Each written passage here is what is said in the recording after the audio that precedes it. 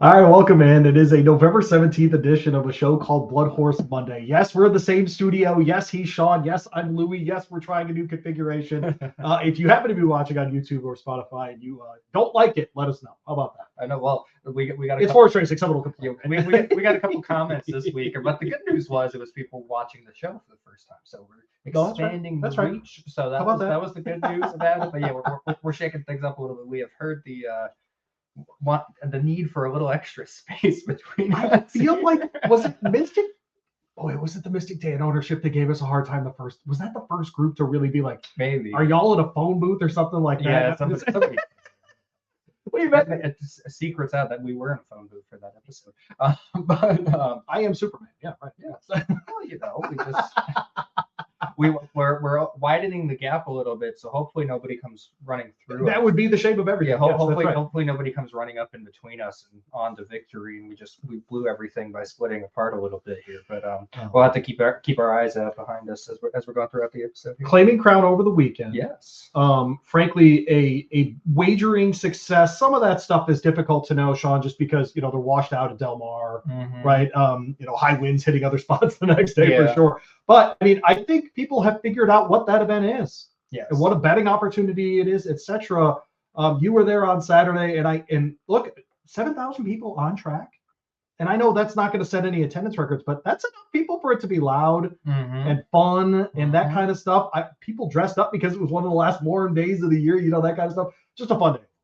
It's a great day. Overall. You got your hat. I did get my hat. So thank you to Air the Camelback. I made sure to wear it on the episode today. If you were listening to last week's episode, we had the conversation about that. Should I tell the story about that? Please, of course. So yeah, if you watched last week's episode and how we were talking to Eric about getting me a hat. President of the National HBPA, which runs the Claiming Crown with Toba. And so we were talking about getting me the hat. I love my merch. So I walk into Club SI ahead of the Claiming Crown, and I head over toward the direction where we're supposed to be sitting as the media, and Eric Hamelbeck's there. He's holding a big box of the hats, and so I walked over. I didn't even get to say hello to him yet. His first interaction with me. He didn't say anything. He just handed me the hat. There's nothing to say. And he goes, "Here you go." There's nothing to say. Exactly. So it's just hat exchange for you, and by exchange I mean you're not giving anything back. Exactly. You're Sean Collins. You don't offer people things. You get hats from people. We got the hat. I got the Claiming Crown hat. Good to go now. I'm you're not wearing something that was given to you by someone else there. If they got more Claiming Crown, they got jackets, vests, whatever.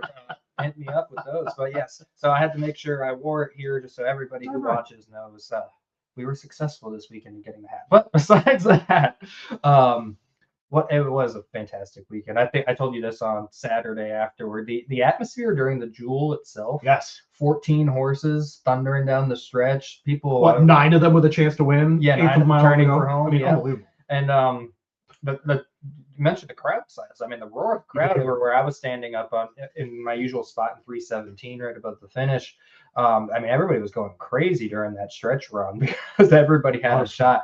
I mean, not obviously, I don't want to compare it to what the Kentucky Derby is like, but or the Oaks even. It's just the 14 Oaks field, because those are so out there with what they are with the crowd. Frankly, on any racing day anywhere. Yes.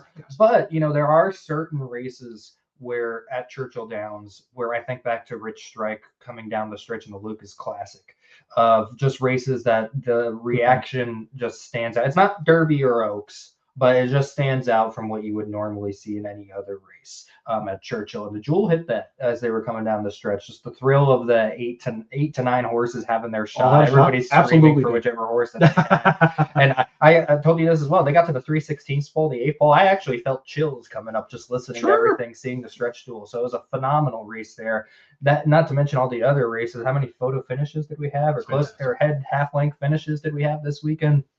It was a great day of racing. The numbers backed it up, and I agree with you. I think for one, it being at Churchill Downs, that helps a lot because for one, it's a racetrack that people are already paying attention to, and it kind of just helps to lift the validity of what the event is. That this is an important event if they're having it at Churchill Downs, and also from not just from the wagering standpoint, but from the competitor standpoint, we had a lot of great coverage on BloodHorse leading into the Claiming Crown. Every person that I talked to leading up to the race all complimented Churchill Downs for the job that they did in, making sure that they were settled, they had what they needed for the week, and also just complimenting the fact that they've got to run a horse at Churchill Downs. That means something to a lot of people. Really and Eric Hamelbeck mentioned on the show last week about how he thinks that having it at Churchill, that more central location, has really helped out in terms they can handle the shippers. They just can. Yeah, and that's right. Well, and there's a lot of people that we were talking to this week that said, I've had horses that could have run the Claiming Crown before, but I'm up north in Minnesota. I didn't want to take them all the way down to Gulfstream, or I didn't want to take them the opposite. I'm in Florida. I didn't want to take them all the way up to Canterbury, and so that kind of central location, I think, opened the door for a lot more people to be able to come, to be able to participate in the event. And it led to a fantastic couple days of racing. We had quite a few favorites that won throughout the day, but you saw big long shots coming in the second, third. Yep. They turned for home in the Jewel, and the horse in the lead was over 100-1, and he ended up finishing fourth. Yep. So it was just a great day of racing. It was a fantastic from top to bottom. Congratulations to all of the winners. Double Your Money had a big run there in the Jewel, and then also Concrete Glory and Echo Lane. I want to give a special shout out to for winning 2 years in a row. That's right. No, with Double Your Money as well, you get a jockey in Melvis Gonzalez. And I tweeted this out. He had 14 Twitter followers when he crossed the line. I think I was number 16 or 17 right, but I saw that tweet. Literally crossed the line with 14 Twitter followers and won a $200,000 purse. Yeah. That's what it's about. It's legitimately what it's about. And it's, it is nice to talk about the blue-collar horses in the sport. It's nice to talk about, this is their 14th or 15th start. It's another thing if you're Melvis Gonzalez and $120,000 is going to your connections. Yeah. That's a different thing. And so for a guy like that, congratulations for sure. By the way, great ride. Oh, yeah. Also this, right? It was phenomenal. He hit a bunch of traffic. He had to find his way through there. Yeah. No, he did a great job that way. So it was kind of an exclamation point for me just on what the Claiming Crown is supposed to be. Mm-hmm. And by the way, what it is.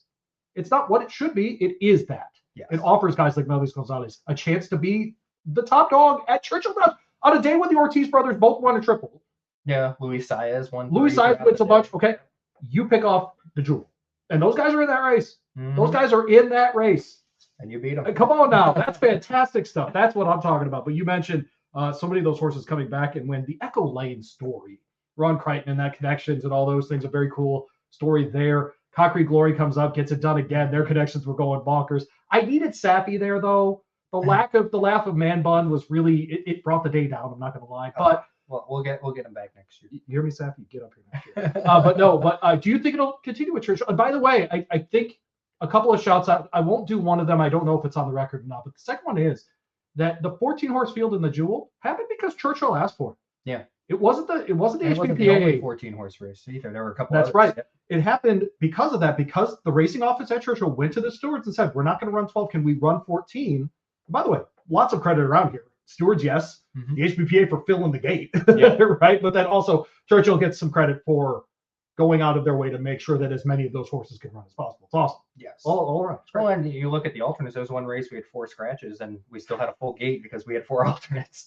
and so yeah, it was just all around. It was a great event. I highly encourage if anybody has the opportunity in the future to attend the Claiming Crown in person. If you haven't watched it on TV, to watch the races on TV. It's just so much fun getting to put the spotlight on the people who don't usually have the spotlight. That's what I've really enjoyed about it the last couple of years. And but yeah, I do think Churchill definitely loves having it. I think they've realized how important of an event that it can be. And especially at this stage of the year where we're after Breeders' Cup and people are kind of looking for. We're in that in between where Churchill's going to have the Clark at the end of the year, at the end of the month, the 2-year-old racing at the end of the month, Aqueduct right after that with the Cigar Mile card, the Remsen, and Del Mar with the Hollywood Derby and some of their big races at the end of their meet. So we're kind of in that in between spot where people are looking for stuff to wager on. Yep. And you have 8 races of full fields.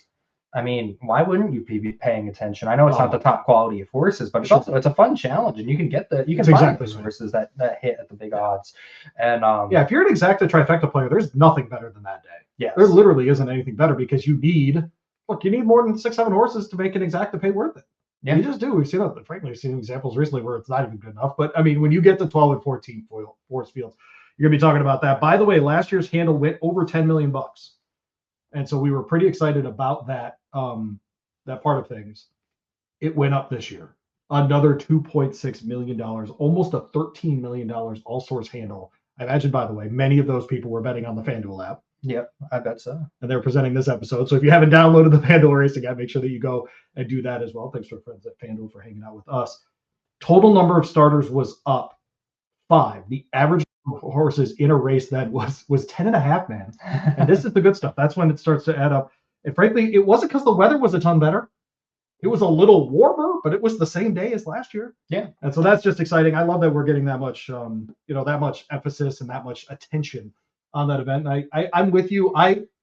They'd be hard pressed to find a better spot than Churchill on that Saturday. Yeah. And if Churchill's willing to give up a Saturday for that, frankly, you probably got to stay.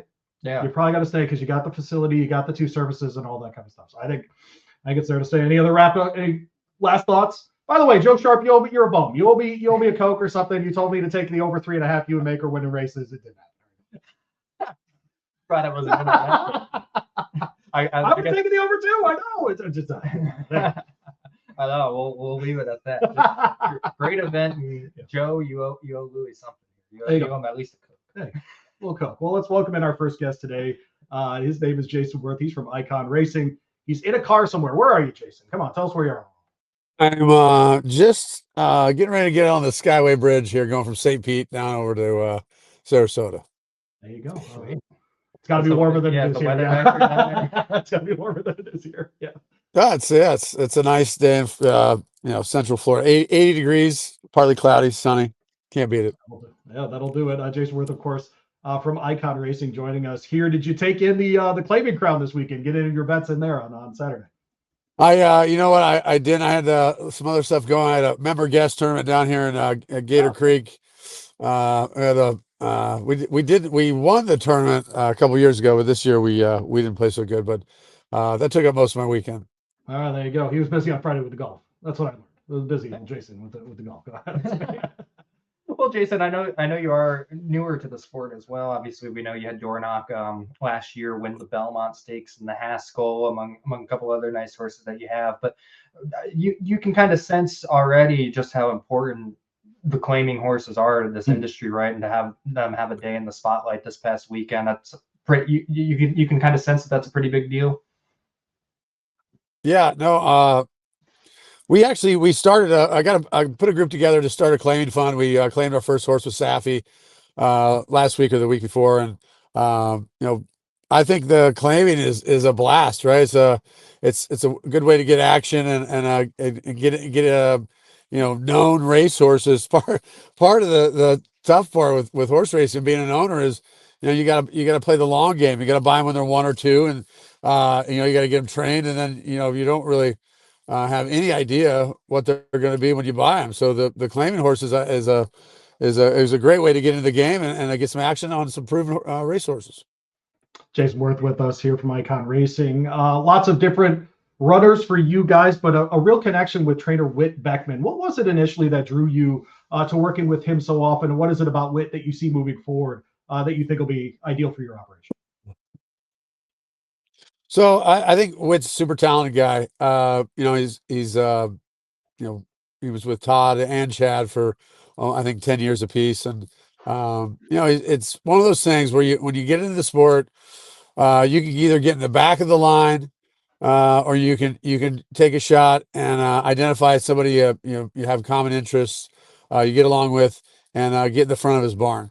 And I think Whit's up and coming, and he's starting to get some good horses. But for us, this with Icon, it's an experience for everybody to come in, and even though you own a small piece of the horses, but we want to make everybody feel like they get the full experience. I keep coining the phrase 10% of the 10% owner, 100% of the fun. And Whit's been really accommodating with getting people over to the barns and seeing the horses and just communicating well and talking people through it. He's got a real great demeanor on him, and he has a really good way about him explaining how this whole thing works. And even me, I mean, I'm new to the sport, so he's helping me out. But we've got horses with a couple other trainers. Wesley Ward's been a mentor and a friend. Icon's going to have at least one horse with him. Safi, I mentioned Safi. Safi's been great. Of course, I had Dornock with Danny Gargan. So a lot of these guys are, they're great people. It's just, it's tough to break into the sport and then jump the line to the front of the barn when people have relationships and have had success with bigger owners. So I think it's a good opportunity for us, and I think we've identified an up and coming star in Whit Beckman. Jayson, Whitworth Beckman. That's true. We can't forget the D. Well, D. That's right. Hey, if it would work for Lucas, I mean, hey, whatever it takes. That's right. Yeah. That's right. But Jayson, you and I have talked a lot about Icon Racing over the last couple of months. But for those who maybe are watching and have not heard the story of Icon Racing, just give us a quick little synopsis on how you came up with the idea. Obviously, you're a former baseball player. You won the World Series with the Phillies back in 2008. How did that transition into you getting into racing, and then that transition into you coming on Icon? Yeah, so I got into the sport. Didn't really know much about it coming in. Other than like the Triple Crown and the Kentucky Derby, I was, like most sports fans, that's about as far as my knowledge went. Got into some nice fillies with some guys down here in Florida with Able Racing. And then I was at the sale in Keelan and ran into Danny Gargan at the bar and bought a piece of Dornock. And on the heels of Dornock, we had this amazing experience, once in a lifetime deal. And it's so much fun to compete at the highest level. And it was like, man, how are we going to do this year in, year out, stay in this game? I mean, it's a sport of kings. It takes a lot of money to compete at the top. Not, Dornock was my first colt I bought, and he wins the Belmont and the Haskell. I realize how, how special that is and how far-fetched that is to think. Although the next year I bought two colts, and one was Flying Mohawk, and he ran back in the Derby. So probably wasn't the right spot for him, but 2 out of 3 isn't bad. But on the heels of all that, it's like, well, how do we stay in this game? How do we share the sport with people? How do we get new people into the game? I think, the way with horse racing, the way I think to revitalize the sport and to keep it going is to bring new owners in. If you look at the Australian model, that's what they do a really good job of. Everybody, owns pieces of the horses down there, and the sport is thriving. So I think if we expand the ownership, even through fractional ownership, like My Racehorse and those different syndicates like that, with what we're doing, I think we can, bring the sport to new people, bring in new bettors.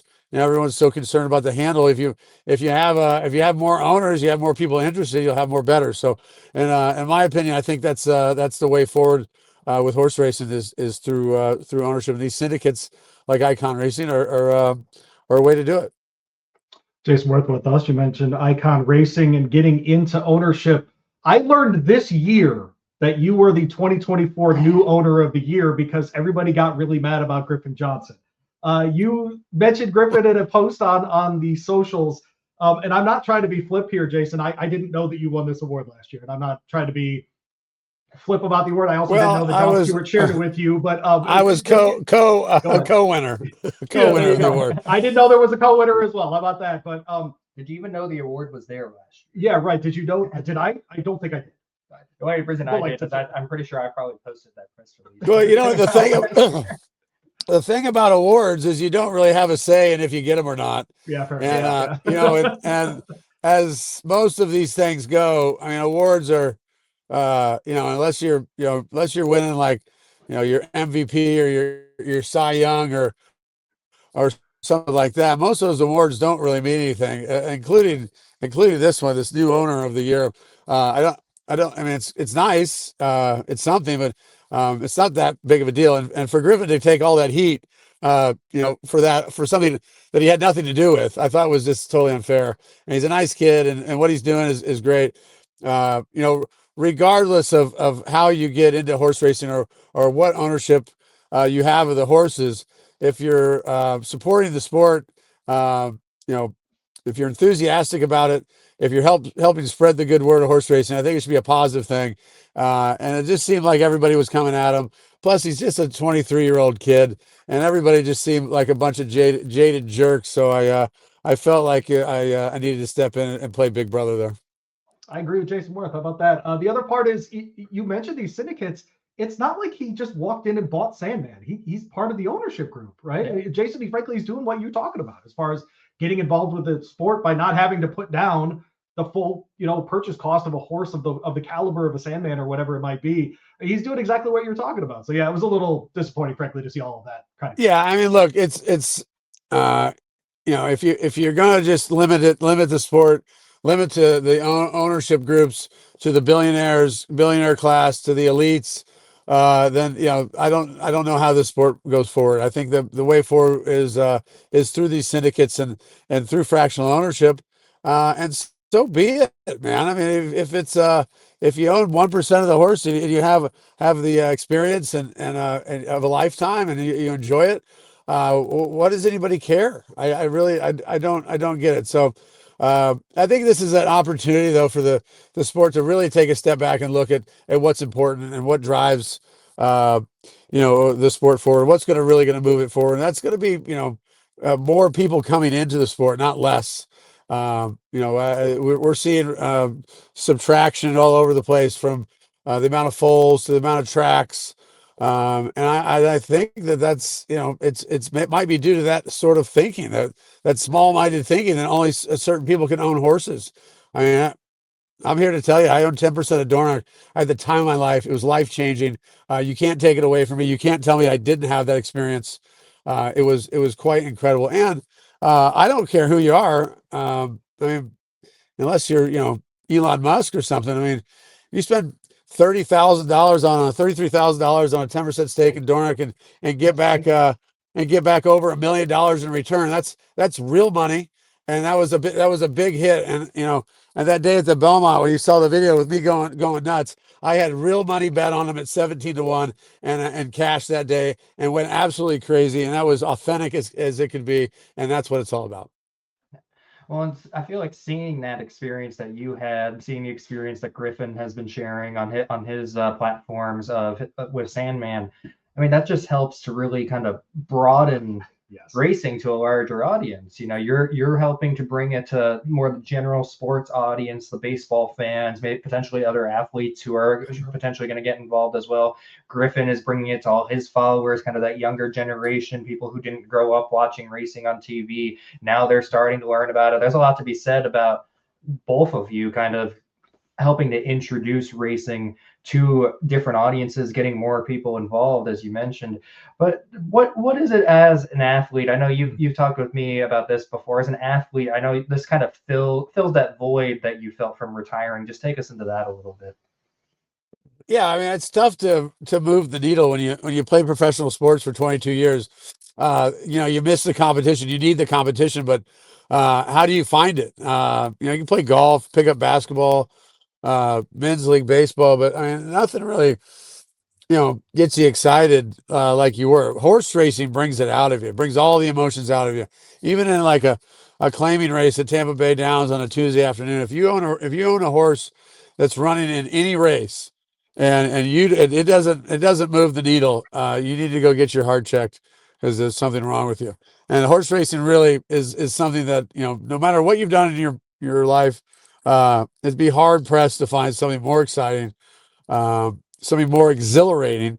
And when those horses leave the gate, if you own the horse, if you own a piece of the horse, it is like no other experience in the world. I said after we won the Belmont, I felt like I won the World Series, and it was accurate. That's what it feels like to stand on the big stage, and get a big hit, or hit a walk-off home run or something like that. It is like that. Well, you mentioned what it can be like there with the claiming races. I know this past weekend you just won a maiden claiming race with Queen of Queens. That was Icon's second win, I believe. Is that correct? But what was it like getting another win under Icon's belt this weekend? It was good. Yeah, we ran her through the auction races, and Whit thought she was well spotted. she had a good workout going into it. It's one of those things. You hate to lose horses, and the owners that I have in Icon, most of them are new, so it was a little bit of a learning experience. Some of the people were upset that we would put a horse in a claiming race and lose her, but that's part of the gig, right? That's part of horse racing. You take your chances, and sometimes it's a good business play to put them there. If you don't get claimed and you win, you got some more options. So it's part of the game.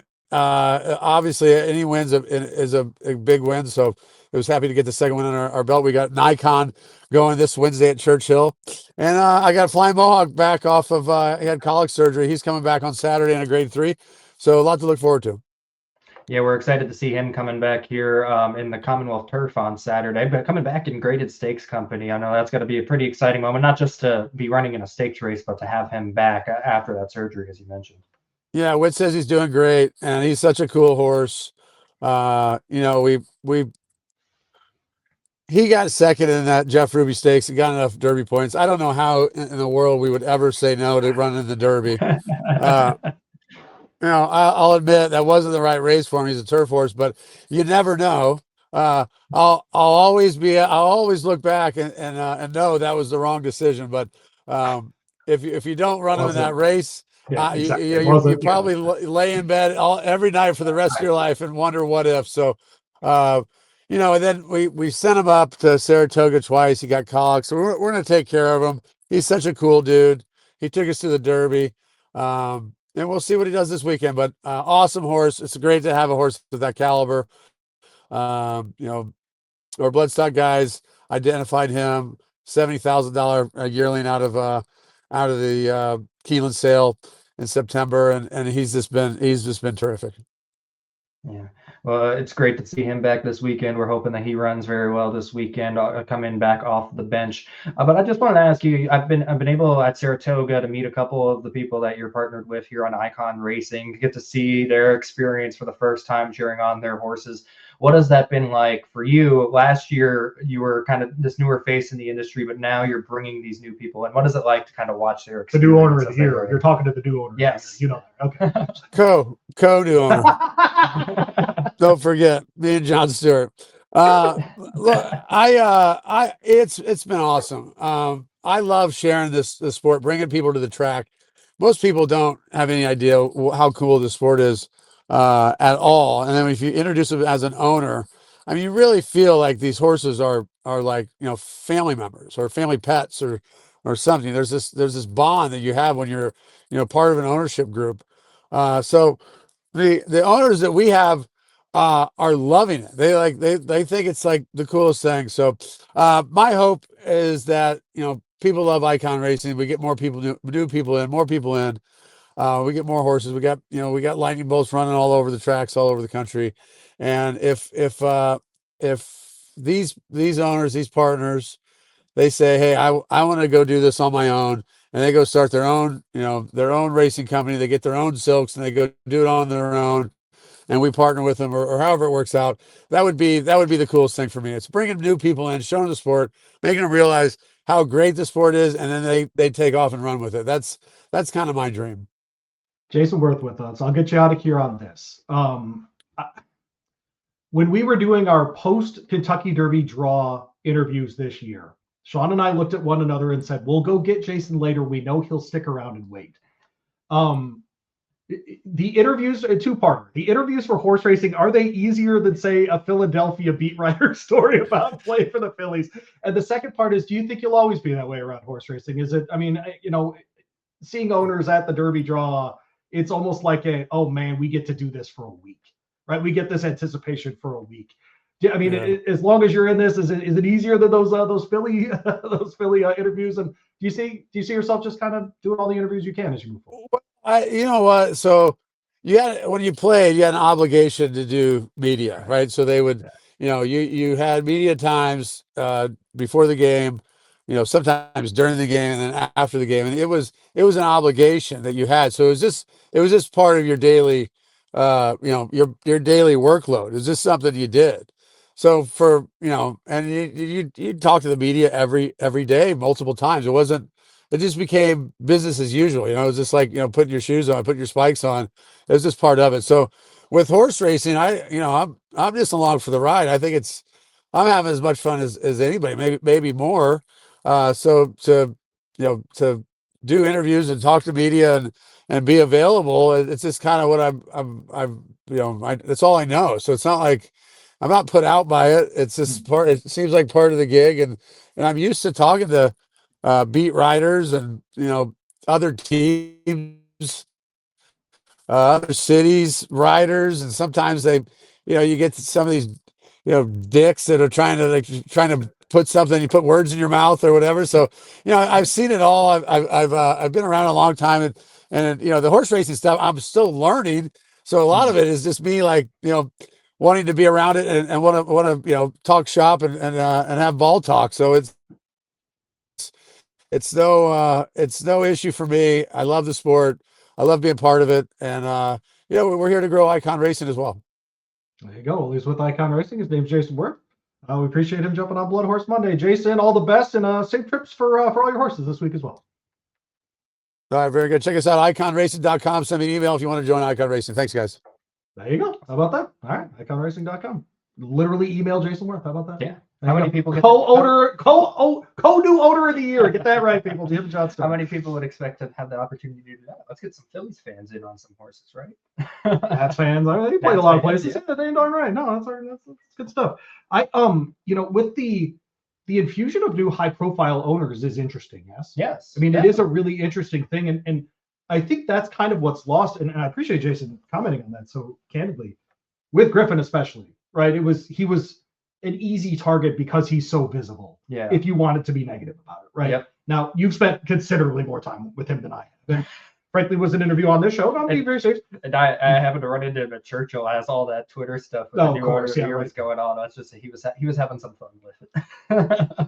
Frankly, we are lucky that guys like Jayson and Griffin are the ones, and John, frankly, getting into this because it appears as though they're a little like water on a duck's back, right? It's going to roll off, right? Because this is, especially online, this is a sport that if you tried to get into horse racing right now and you ran to Twitter, you'd be like, do I really want to do this? Yeah, Twitter's not the place to go. Like, is that where you would go? And I'm being very serious right now. I'm being very candid. Is like I post my work on there, but I don't read the comments because it gets bad. I know. I don't do anything on Twitter other than post what I need. But to have Jayson, he's like, email me.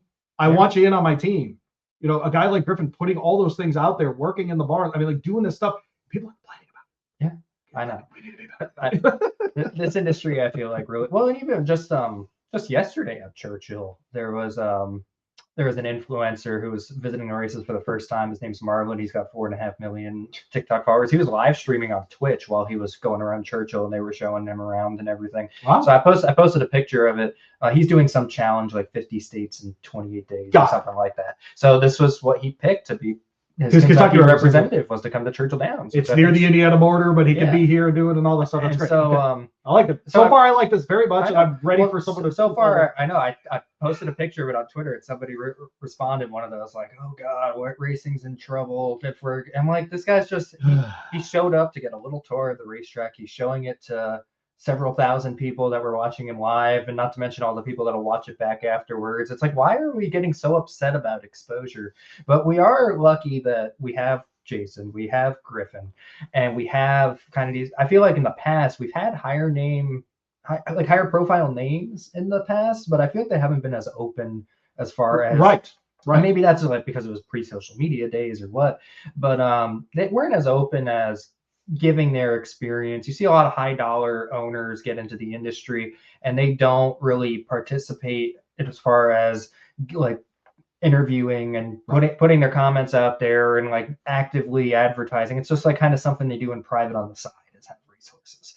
And so to have these higher profile names that are recognizable, that are promoting the sport, that are making it visible. You can see videos like Jayson's video with ABR last year of him completely freaking out when Dornoch won at Belmont. You can see videos of Griffin going onto the backside and loving on Sandman. You can see more of the experience that is horse racing. And we learned with the Netflix documentary, people people that don't follow racing, they responded to that and they enjoy getting to see a little bit more of what goes on around. And people like Jayson, people like Griffin, putting that in front of people who don't usually get to see it is a huge benefit for this. And by the way, it ain't like Griffin's horse won like 7 grade ones or something. The guy's still all in. Yeah. And Sandman was kind of around. Yeah. Jayson won the freaking Belmont right away. Yeah. Like, he won it right away. And I'm not putting down his like accomplishments or buying into the right horse or trusting Danny Gargan, which you should do. Like, I'm not putting any of those things down. But the guy got in on the he started on third base. I mean, let's be clear. His first purchase, it's okay. Griffin did have that.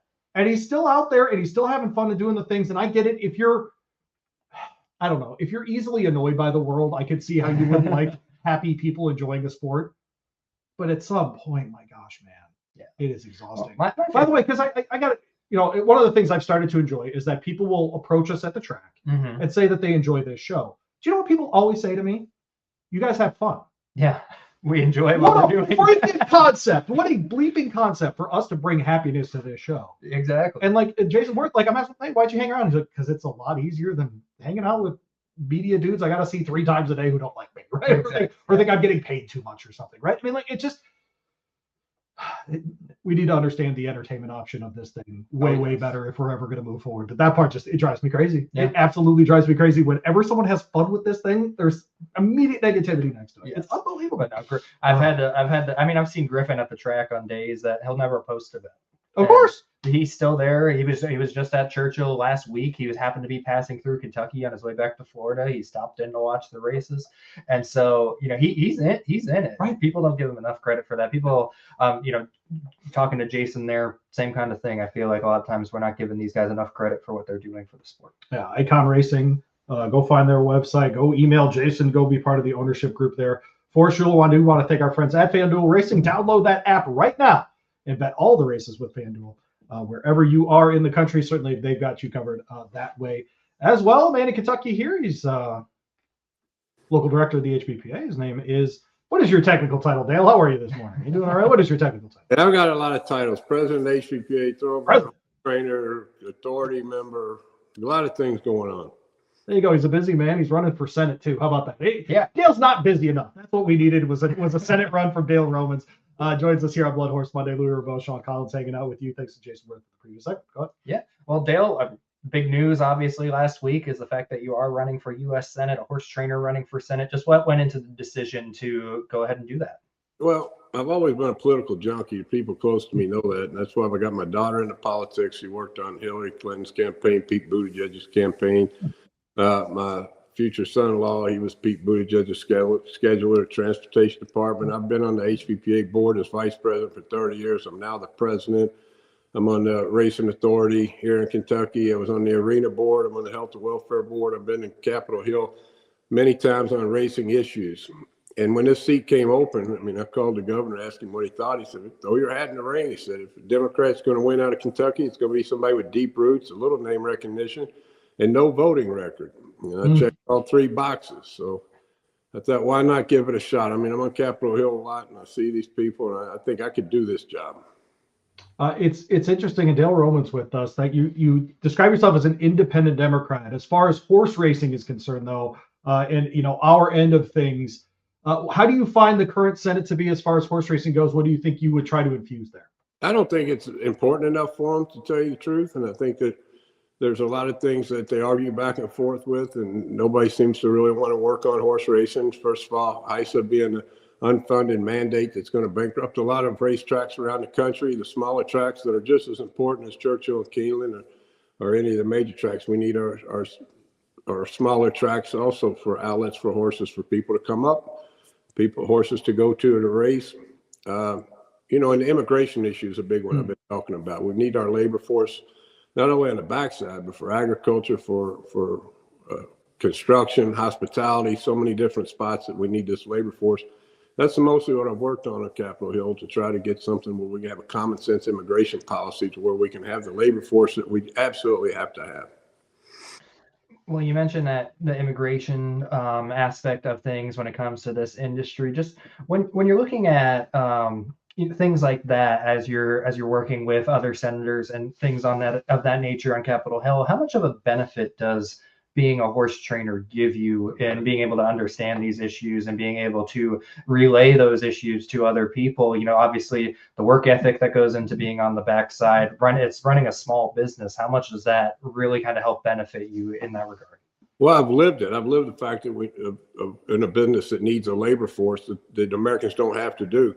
There's a lot of opportunity in this country for people, and so they don't have to go out there at 4 o'clock in the morning and take care of horses or pick crops or get on roosts and hammer. And so I'll know what I'm talking about when I'm there. And I just don't think anybody's been willing to spend their political capital on this issue.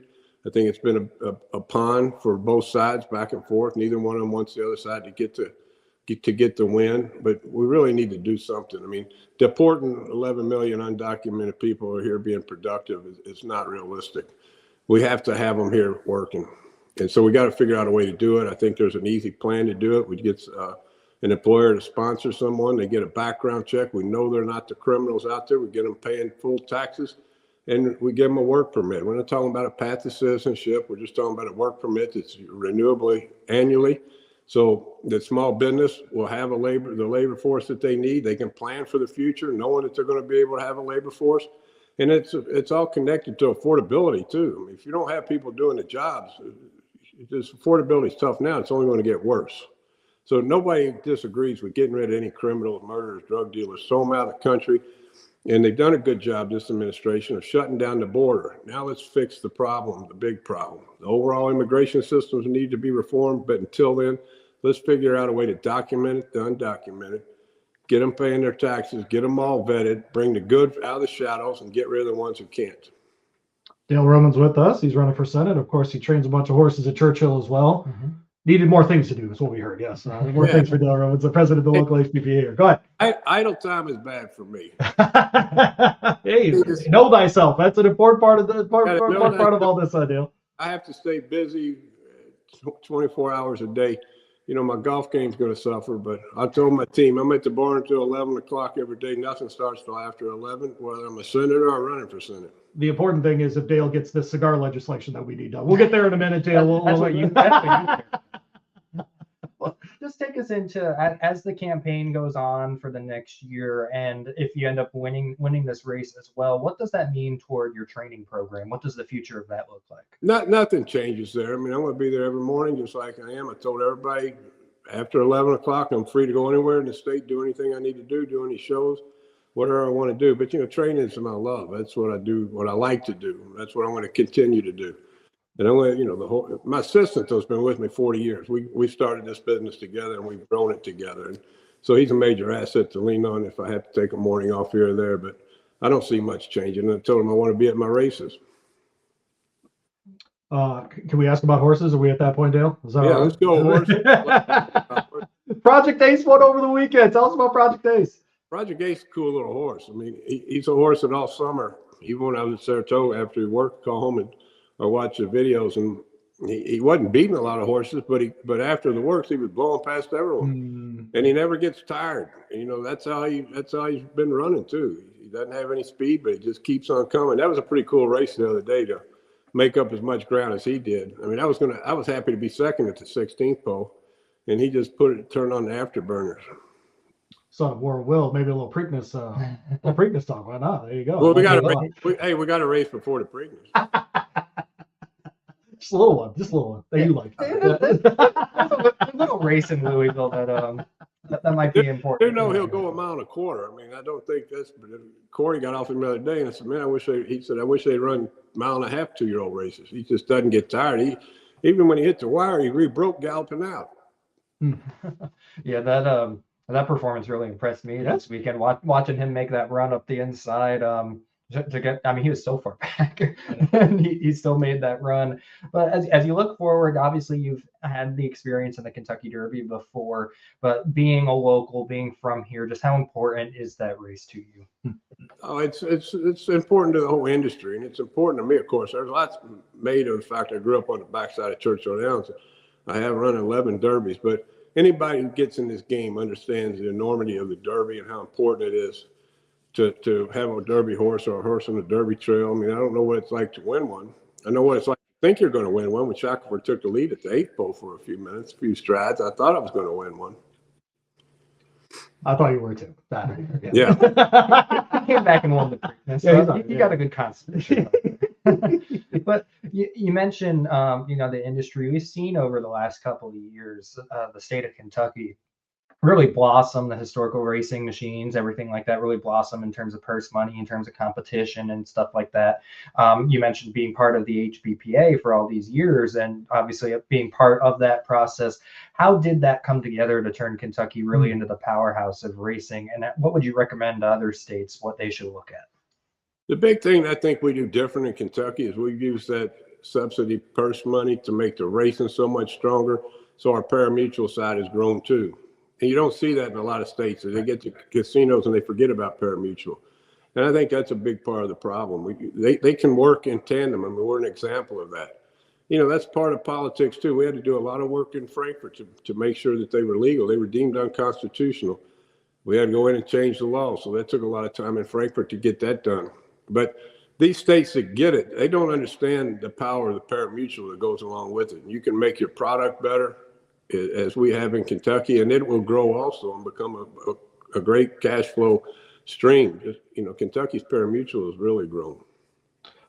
You and I sat together at Kentucky Downs about 14 months ago, and you said to me, man, I don't know if I'm going to go to Saratoga this summer. They're going to have so much money at Ellis for me. And that certainly stands out this winter with the raising of the purses at Turfway Park. We've already seen the growth of those fields. And I frankly, if I see less than 10 in the starting gate at Turfway Dale, I wonder if something happened at this point.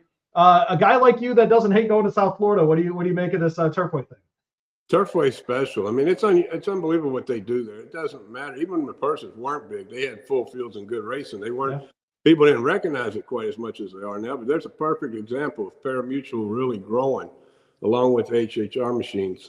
And the $100,000 maiden races, who would have ever thought you would see that? I mean, if we could keep it at an average about 65 degrees all winter, I'd see it right here. Left-tail golf, people. The other part about Turfway that's interesting to me, Dale, is them leaving it open as a training track all year now at this point. Just a huge addition to the program here in Kentucky, is it not? It's helped. I mean, horse population is also important. And Churchill owning, 3 of the major racetracks in Kentucky has kind of worked well. I mean, they understand how the horse population is important, and they've kept that racetrack open year round.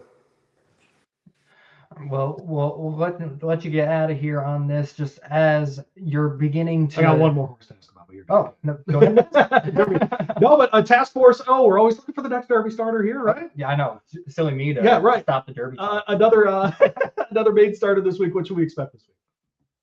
I think he's going to run big. I'm just now getting most of my babies running. Yep. I don't know. I don't ever win first time out, but the more they get going, they seem to come around. And we've been trying to build a career, not just one race. And I think we got a nice horse.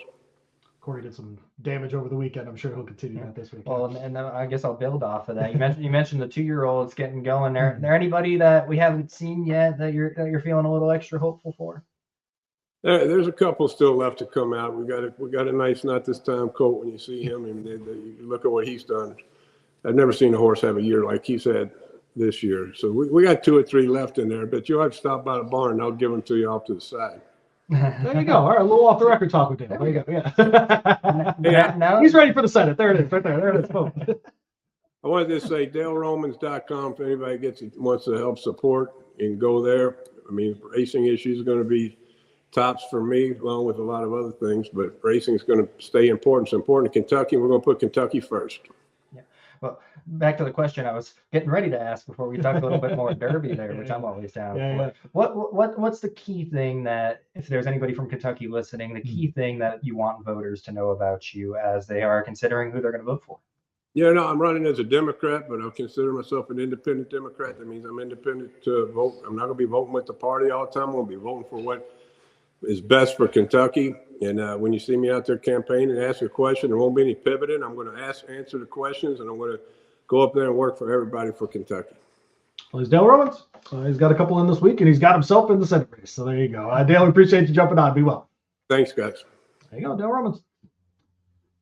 Look at me interrupting the show to ask Derby questions. I know. What a gift! What a gift! We What a gift I am. I know. What a gift! What a gift I am. We did swap. I'm talking about somebody who knows about. I love 2-year-old racing this time of the year. Damn it. It's really I know. I'm like, I didn't have to get that. I had to get that out there before we move on. Notice how far I had to reach to put my arm around because Sean we have Collins. the- We have. Why do they let us do this show? Oh man, it's amazing because we go to Breeders' Cup and we showcase all these super talented people at BloodHorse, Mm-hmm. and then every Monday they're like, "Hey, you too." Thank you to Dale and thank you to Jayson for joining us here on the program. Frank is big time in us today. That's really what everybody needs to know. Is we're getting big time by Frank today. I mean, that's what's happening. I mean, He's moving and shaking. It is. it's almost like it's the end of the year and we got a lot of stuff to do. at the end of the year. It's almost like that. That's exactly right. It's all of our man. leading into next year stuff that needs to happen. Oh, that's Also, just again, because I know this is a monumental task, shout out to Eric Mitchell and everybody that's working on the BloodHorse Stallion Register, getting that ready, getting that ready so that way you can have that book in your hand as you're planning your mating. So, by the way, I'm forgetting Jim's last name. Let me see if I can find it right away. But I met with a very nice gentleman yesterday. That's not Jim. That is not him. I will see if I can find it. But Jim Cornice. He works with. He does a lot of things in the racing industry, but including he was the guy on the plane with She's So Spicy after the Breeders' Cup. Really? He was with her and Ben Tornado, and he said that She's So Spicy. He said, I've never seen a horse more tired by the time we actually got to Florida. Because remember, she flew from San Diego to Keeneland, right? Goes through the walk, doesn't get sold, and then they decide that her next stop is Palmetto. He said he got her off the bus and he literally looked at her and just said, "Go take a nap, honey. Like go take a month-long nap. You ever heard it?" Yeah, there you go. She didn't just go to Keeneland. She was gone by the time she was kind of like 3 a.m. the day after winning the race because she was gone by the time I got there in the bar. That's why if you remember that interview with Jose, we were just chilling with Ben Tornado the whole time because She's So Spicy was already gone. Right. And I'm talking with Jim, and he's the one who's handing out the supplements to all the winners in the winner's circle after the claiming crown. Okay, so he's like many of us in horse racing. We wear 70 different hats and not just ones that people give us for free. And so thank you again, Eric. Jim's in, and I'm hanging out in the box, and the HPPA people are nice to us and they let us hang out. You saw where I was, next to the winner's circle. Well, Jim's telling the story, and he goes, "Do you know how I used to fall asleep all the time? Was the Stallion Registry." And I was like, I don't know if that's a good promotion. No. What he said was when he was a little kid, it's how he learned the game. Yeah. Was that his dad would give him the Stallion. His Christmas gift every year was BloodHorse. So he got the weekly back in the day, right? And then he would get the Stallion Registry and his parents would come in and it would be like laying on his chest and that's how he would go to sleep. And that was that. Now, what was the thing you read when you were a kid? Mine was probably Kelvin and Hobbes. I don't know. I used to listen to when I was going to sleep, I'd put CDs on. Okay. Yep. And there was a couple of them. That was the New York Yankees World Series. There you go. Perfect. There you go. CDs Nice. From like 1990. Yep. I actually just talked. This was somebody the other day. 1998, 1999. Oh yeah, sure, of course. Were you alive for those? I was technically for the 99 one. I don't remember it, but I always say it. I graduated high school that year, so if anyone wants to feel old with me. I got lucky that the Yankees won the World Series the year before I was born, the year I was born, the year after I was born. There you go. Which is unique. But anyway, back to the story that certainly has to do with horse racing. But I love the that CD would play like it would play like an audio soundbite from John Sterling saying something about some big moment that had happened during the season, and then it would cut to like an audio track. Got it. So that was kind of related to what it was. In game 82, the Yankees needed a comeback hit from Jorge Posada, something like that. Right? Yeah. Calling out the grand slam. I don't know why I needed to put my Martinez, hand and then it would go to his call into something hot, like it is high, it is deep, it is far, gone. not deep. It is Far. Sorry. But I don't listen to Yankees games, but I. Oh, no. But yeah, so sorry about you. That's what I use. But anyway, back to the Stallion Registry. So what are we doing today? But another shout out for the Stallion Registry. If you read some of our Claiming Crown previews, you saw our story about Joe Roberts this past week. Yes. I was talking to his dad who owned one of the horses, Empire's Best, Jimmy Roberts. Jimmy Roberts said he has an entire bookshelf full of all the Stallion registries, how he has that all the time. I love when they find out I work for BloodHorse. I love when people tell me, "Oh, I've got all your stuff." How BloodHorse is involved in their lives. That's exactly right. And now I can get involved in your life with the QR code down at the bottom. I'm always amazed at the stories. You're totally right about this. And when people say things so casually, like, well, of course I just went to BloodHorse for Breeders' Cup. Like they didn't think about it. They just came and hung out with us because it's BloodHorse. We appreciate that. Yep. I used to have the magazine subscription when I was in high school. I'd be sitting there in class flipping through the magazine. That was long before I ever thought I'd be working here. So I'll give the shout out to them as well. I was lucky. The first year I subscribed was the year Farrell won the Triple Crown. So I have all the magazine covers with Farrell on them. Fantastic. I was like, what? And by the way, you never know who that next horse is. Exactly. So now's the chance. Get in. QR code's on the screen, YouTube or Spotify. Go find it there. Of course, bloodhorse.com.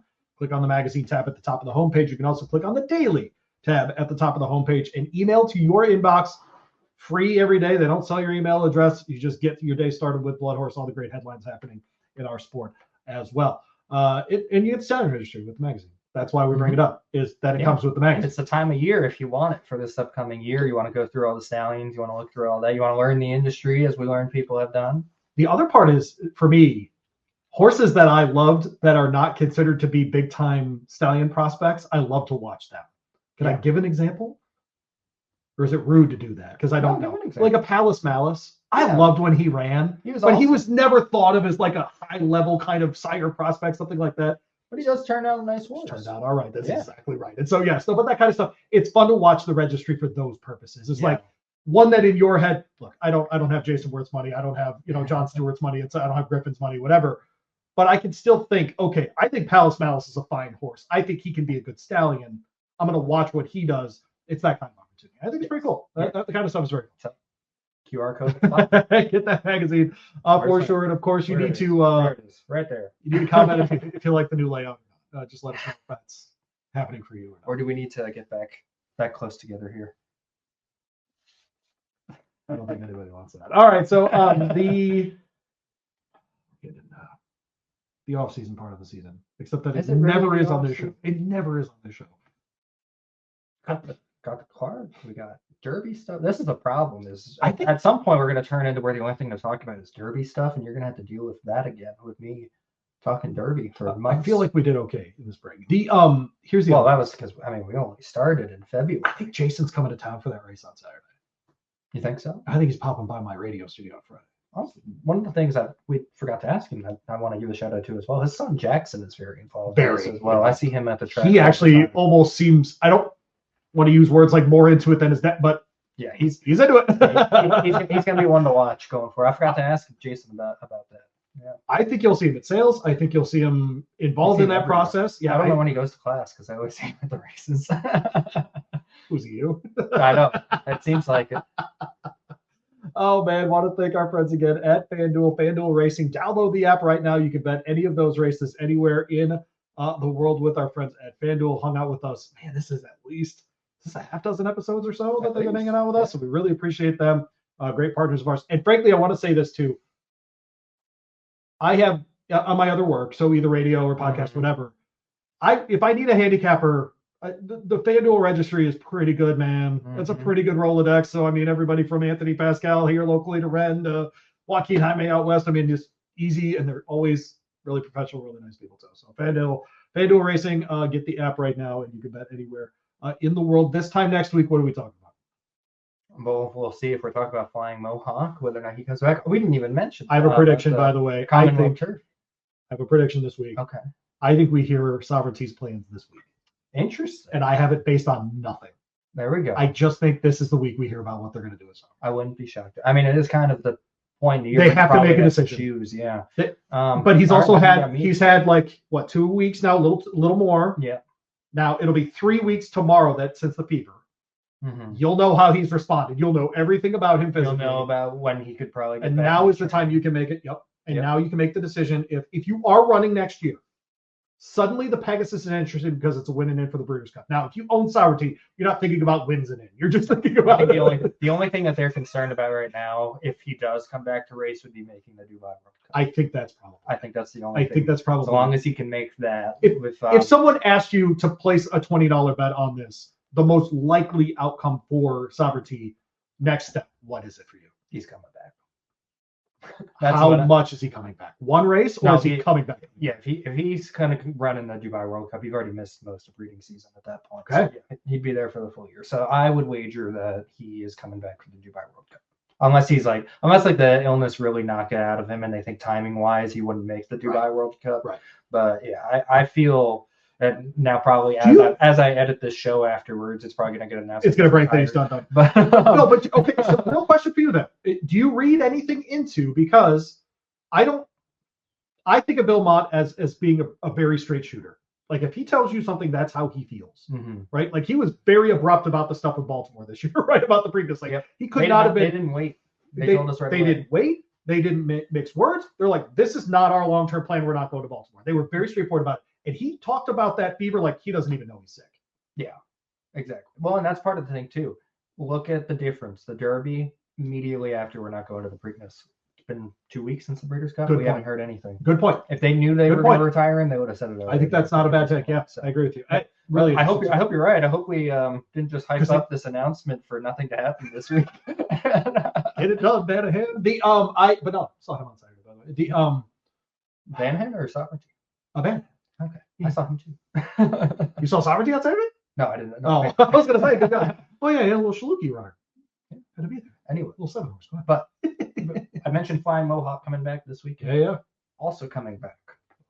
Old friend that we talked about on the show way back toward the beginning, California Burrito, is coming back in. I wanted to make sure I mentioned. So just so people know that we continue to talk to the people that we talk to. Correct. I just want to. No, you're right though. This is like a family around this show. It really is. We've been so lucky because people have been really positive with us. The other part is they could just be like, I'm never talking to those guys again. That's a great point. We've been keeping relationships with quite a few of the people that have appeared on this show here. One of them being the Habermans. I see them at Churchill. They've actually, if you remember back to that episode after the John Battaglia, they're from San Diego. They come in to watch the horses here at Churchill. So they're running this Saturday in the Commonwealth. Yes. Which means I'll see that horse in the synthetic championships then, yeah? Possibly. I would think that would be a good thing. But am I swimming in Turfway? Is that happening? Maybe it is. Is that what I just heard on this show? If you remember that episode, get it done, Haberman. Anybody who's been on this show for a long time, if you remember that episode, we had the conversation about the name California Burrito. That's a San Diego thing. Yep. So I mentioned that I enjoy getting California burritos at Banditos, our local place here. They do a good job. Local chain here around here. Yep. Great California burritos. So I run into Aaron Haberman on Breeders' Cup Saturday. Okay. And he's like, oh, did you go get the real one yet? Like the real California burrito at Roberto's, where I looked a little bit online. I guess there's some debate as to where exactly, where the origin point actually. But Roberto's was one of the ones mentioned. Okay. So, and he mentioned Roberto's to me. So on Sunday, after I went in, did that Jose D'Angelo interview that we played here on the podcast, I had a little bit of time before my flight. I guess this counted as my breakfast, but it was kind of a breakfast or a lunch. I went to Roberto's. I had the California burrito at Haberman's recommendation, and it was the best California burrito. Oh, let's go. It was phenomenal. Fantastic. So great recommendation by him. Hopefully we will see some success here this weekend with California burrito. If he wins, I think we might have to do this next episode at Banditos, having California burritos with the Habermans. Okay, are you calling your shot right now? If he wins on Saturday, that's what we're doing? Yeah. Done. All right. Done. We're dragging this thing into a Banditos. We're going to change the setup again. Are we going to the one by campus? Is that what you're thinking? Because that's got to be the one right. right? They're they have 4 now? Well, they got quite that one was doing so. But you're right. I'll drive by and see they were doing some. But as far as California street food, like they actually get it right. They get it right. They really do. I kid. That thing was so good. Anyway, I thought we were gonna end this show like 10 minutes ago, and now people just have to listen to us keep talking. The Habermans are listening right now. Like, we don't want to be affiliated with these people. Like, no, we're good. Hey guys, how about we don't win this weekend? Yeah, right. Second's okay. They're like, hey Tommy, make sure you run second. Make sure you run second. I don't think that's how jury's wired at all. Man, that's the good stuff. I'm glad you got to try. Yeah, that's good. Anyway, BloodHorse Magazine, you are at the bottom. It really is. Get the daily, of course, at the website as well. We'll see if we get replaced by next week. The BloodHorse is dedicated to the improvement of thoroughbred breeding and racing for over 100 years. Don't forget to like, subscribe, and save BloodHorse Monday on all your platforms. For the latest news, analysis, and insights, visit us at bloodhorse.com. Thanks for listening, and we'll see you next week.